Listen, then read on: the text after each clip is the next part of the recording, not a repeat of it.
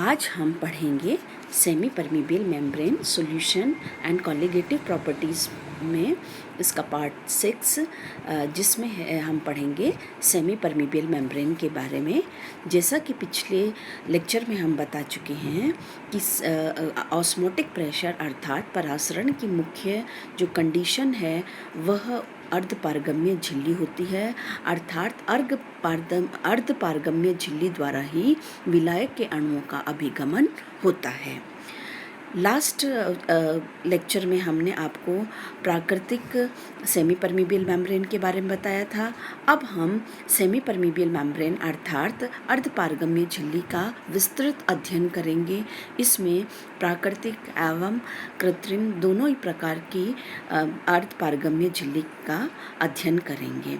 जैसा हमने आपको पिछले लेक्चर में बताया था कि नेचुरल जो सेमी परमीबल मेम्ब्रेन्स होती हैं वे गॉल ब्लैडर, सेलोफेन, कैलोजियन और जंतु और वनस्पति कोशिकाओं की जो झिल्लियाँ होती हैं वे पूर्ण रूप से अर्धपारगम्य नहीं हैं। अतः परासरण दाब के मापन के लिए हमने आपको जैसे बताया था कि हम कुछ कृत्रिम जो है सेमी परमीबल मेम्ब्रेन्स का निर्माण करेंगे जो 100% आपकी सेमी परमीबल मेम्ब्रेन होती हैं। तो जैसा कि आपको पता है कि वह झिल्ली जिसमें से होकर विलायक के अणु तो जा सकते हैं लेकिन विलय के अणु प्रवेश न कर सके सेमी परमीबल मेम्ब्रेन कहलाती हैं। प्रयोगशाला में परासरण दाब के परिशुद्ध मापन के लिए कृत्रिम झिल्लियाँ बनाई जाती है जिसमें copper ferrocyanide, calcium phosphate, cellulose nitrate एवं जिलेटिन जैसे पदार्थ की कृत्रिम सेमी परमीबल मेम्ब्रेन्स बनाए जाते हैं। इनमें जो सबसे प्रभावी कॉपर फेरोसाइनाइड से जो झिल्ली बनती है क्योंकि यह अधिकतम दाब लगभग 150 वायुमंडलीय दाब तक सह सकती है, अतः उपयोग में प्रयोगशाला में अधिकतर फेरोसाइनाइड की झिल्ली ही काम में ली जाती है। तो इसे बनाने के लिए हम विभिन्न विधियों का अध्ययन करेंगे। तो सेमी परमीबल मेम्ब्रेन बनाने के लिए कॉपर फेरोसाइनाइड की जो प्रथम विधि है वो साधारण विधि है। इस विधि के अंतर्गत हम कॉपर फेरोसाइनाइड की अर्धपारगम्य झिल्ली के लिए सबसे पहले ट्रॉबे साइंटिस्ट ने बनाया था। इसके लिए हम क्या करते हैं कि सरंध्र पात्र की दीवारों में छिद्रों में अर्धपारगम्य झिल्ली बनाई जाती है। जिस पात्र में अर्धपारगम्य झिल्ली बनाई जाती है उसे पहले भली भांति साफ कर लिया जाता है। रंध्रों में जो वायु एयर बबल्स होते हैं उसको हटाने के लिए पात्र को कई घंटों तक आसुत जल में रखना पड़ता है। क्योंकि अगर कोई भी एयर बबल रह जाता है तो वह सेमी परमीबल मेम्ब्रेन 100% नहीं बनती है।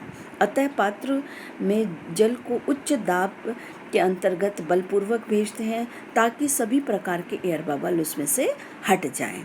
इस पात्र को अब 2.5% कॉपर सल्फेट सॉल्यूशन से भरकर 2.5% सांद्रता के पोटेशियम फेरोसाइनाइड विलयन में रख दिया जाता है। यहाँ जो केमिकल रिएक्शन होती है वह कॉपर सल्फेट और पोटेशियम फेरोसाइनाइड के मध्य होती है और कॉपर फेरोसाइनाइड का एक कॉम्प्लेक्स बनता है। तो दोनों विलयन पात्रों की दीवारों पर विपरीत दिशाओं में अभिगमन होने लगता है एवं संरंध्र पात्र के छिद्रों से कॉपर सल्फेट और पोटेशियम फेरोसाइनाइड के आयन एक दूसरे की ओर विसरित होना शुरू हो जाते हैं।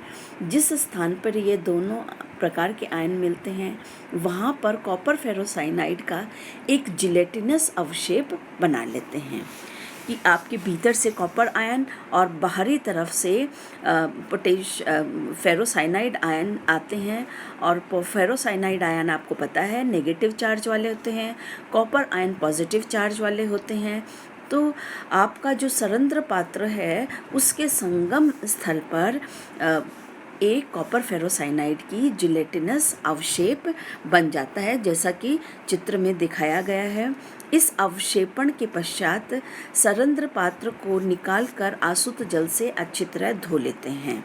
जिस तरह से हम इस इक्वेशन में देख रहे हैं कि कॉपर सल्फेट और पोटेशियम फेरोसाइनाइड के जो कॉपर आयन और फेरोसाइनाइड आयन मिलकर कॉपर फेरोसाइनाइड की सेमी परमीबियल मेम्ब्रेन बनाते हैं। यह एक कॉम्प्लेक्स आयन है जिसमें कॉपर कटायन है, फेरोसाइनाइड एनायन है। फेरोसाइनाइड एनायन में से साइनाइड आयन लिगेंड की तरह कार्य करते हैं।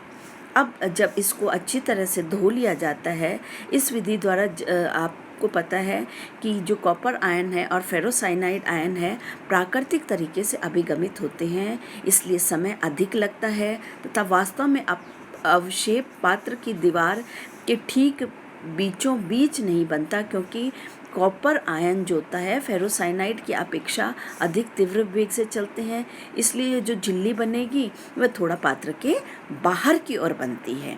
क्यों? क्योंकि कॉपर आयन साइज में फेरोसाइनाइड आयन की अपेक्षा छोटा होता है, इसलिए अधिक तीव्र गति से चलेगा फेरोसाइनाइड की अपेक्षा, तो उसका अभिगमन अधिक होगा और आपका जो कॉपर आयन है वो अधिक चलने के कारण बाहरी सतह पर जम जाती है। यदि इस झिल्ली को अंदर की ओर बनाना है तो सरंध्र पात्र में हम अंदर की साइड पोटेशियम फेरोसाइनाइड भर लेते हैं और बाहर की तरफ कॉपर सल्फेट भर लेते हैं। तो इस प्रकार से हम झिल्ली को अंदर की तरफ भी बना सकते हैं और बाहर की तरफ भी बना सकते हैं।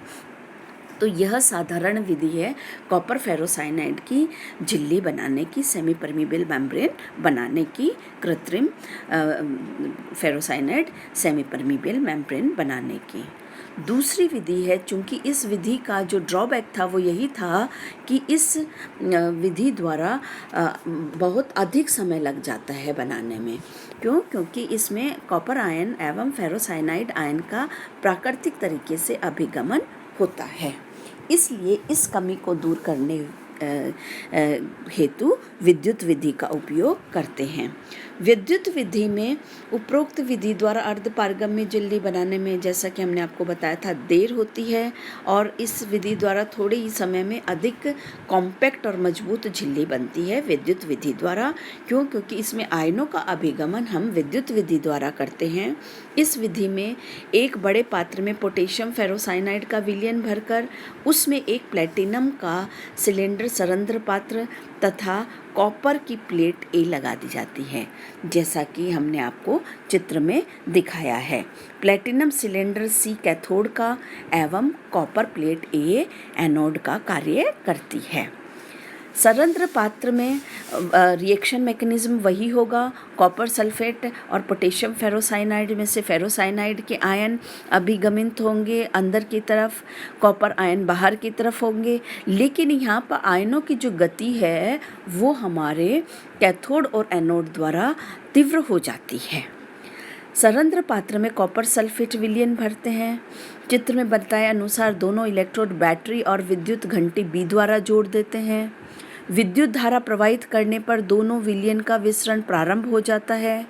कॉपर आयन कैथोड की तरफ और फेरोसाइनाइड आयन एनोड की तरफ अभिगमित होते हैं।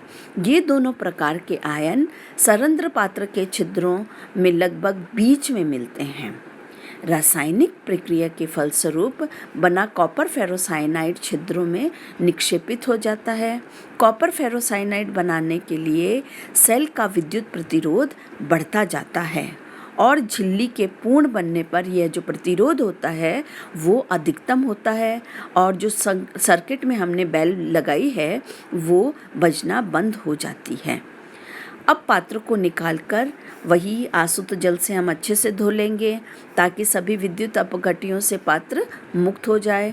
इसके बाद पात्र को आसुत जल में रख दिया जाता है। इस प्रकार बनी हुई अर्धपारगम्य झिल्ली काफ़ी मजबूत होने के कारण उच्च प्रसारण दाब सहन कर सकती है। तो इस विधि द्वारा बनाई हुई सेमी परमीबियल मेम्ब्रेन है वह मजबूत होती है और अधिक से अधिक उच्च परासरण दाब को भी सहन कर सकती है। एवं जो हमारी साधारण विधि का ड्रॉबैक था कि उसमें धीमी गति से बनती है वह भी दूर हो जाता है और इसमें तीव्र गति द्वारा एनोड और कैथोड से आयनों का अभिगमन होता है। अब हम पढ़ेंगे कि यह जो सेमी परमीबियल मेम्ब्रेन बनाई है यह किस प्रकार से कार्य करती है, इसकी जो क्रियाविधि है वो किस प्रकार से होती है। तो इसकी क्रियाविधि के लिए अलग अलग साइंटिस्ट ने अलग अलग सिद्धांत दिए हैं, जिनमें मुख्य रूप से 3 मुख्य सिद्धांत हैं। विलियन सिद्धांत, the solution theory, the sieve theory, चलनी सिद्धांत एंड वेपर प्रेशर थ्योरी, वाष्पदाब सिद्धांत। ये 3 मुख्य सिद्धांत हैं। तो सर्वप्रथम हम यह देखते हैं कि विलियन थ्योरी क्या है। विलियन सिद्धांत या सॉल्यूशन थ्योरी जो है हर्माइट नामक साइंटिस्ट ने 1855 में दी थी। इसके अनुसार जो पदार्थ झिल्ली में विलय हो जाते हैं वे उसमें से होकर निकल सकते हैं। अर्थात फॉर एग्जाम्पल कैल्शियम नाइट्रेट पर अगर फिनोल की परत जमाकर जल डाला जाता है, वहाँ पर कैल्शियम नाइट्रेट फिनोल में अविलय है, जबकि जल क्या है, फिनोल में विलय है तथा पार निकल जाता है। यहाँ पर फिनोल अर्धपारगम्य झिल्ली की तरह कार्य करता है। तो हर्माइट ने कहा था कि जो भी आपका विलायक हमारी इस सेमी परमीबियल मेम्ब्रेन में घुल जाता है वही घुलकर पारगमित हो जाता है, और जो नहीं घुलता है वह पारगमित नहीं होता है। तो यह एंशिएंट थ्योरी थी, सॉल्यूशन थ्योरी थी, जो कि सेमी परमीबियल मेम्ब्रेन में घुलने वाले विलायक की नेचर पर निर्भर करती है। अगर वह घुलता नहीं है तो इस थ्योरी के अकॉर्डिंग वह विलायक अभिगमित नहीं हो पाता है। चूँकि यह ज़रूरी नहीं है कि आपका जो भी विलायक है वह हमारी सेमी परमीबियल मेम्ब्रेन में घुले। तो उस में यह साइव थ्योरी आई। साइव थ्योरी 1867 में ट्राम्बे ने दी।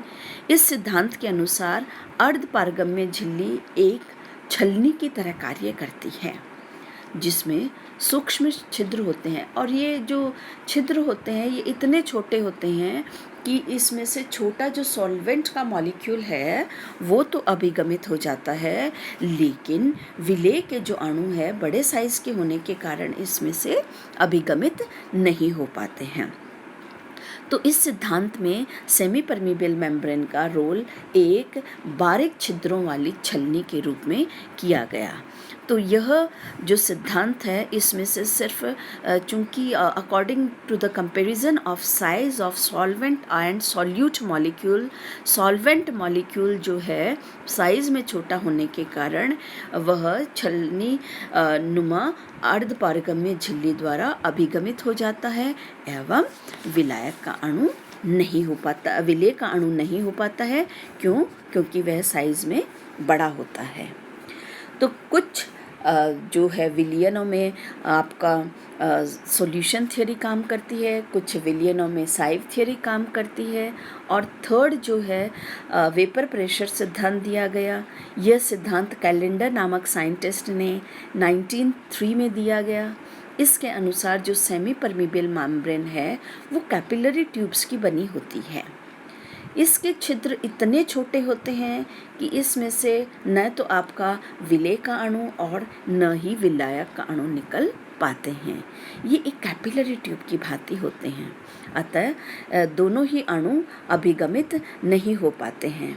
लेकिन अगर हमने जैसा आपको बताया था कि जो विलायक के अणु हैं उसकी भाप आसानी से उसमें से निकल जाती है, अर्थात इस सिद्धांत में जो विलायक के अणु हैं वेपर्स की फॉर्म में आपके सेमी परमीबियल मेम्ब्रेन से अभिगमित होते हैं और दूसरी तरफ चले जाते हैं। यदि विलायक और विलयन के बीच में अर्धपारगम्य झिल्ली रख दी जाती है तो विलायक की वाष्प विलयन की तरफ झिल्ली से होकर गुजरने लगेगी। क्यों?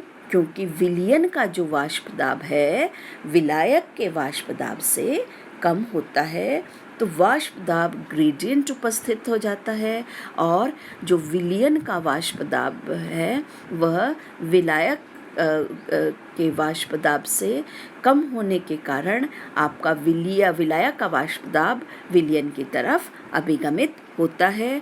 और ये इतने बारीक छिद्र होते हैं कि कैपिलरी ट्यूब के समान होते हैं, जिसमें से सॉल्वेंट और सॉल्यूट दोनों ही मॉलिक्यूल नहीं निकल सकते, लेकिन उसकी वेपर, सॉल्वेंट मॉलिक्यूल की वेपर्स इसमें से अभिगमित हो जाती है।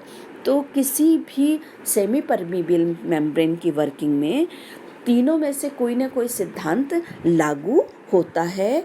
इस प्रकार से हमारी सेमी परमीबल मेम्ब्रेन कार्य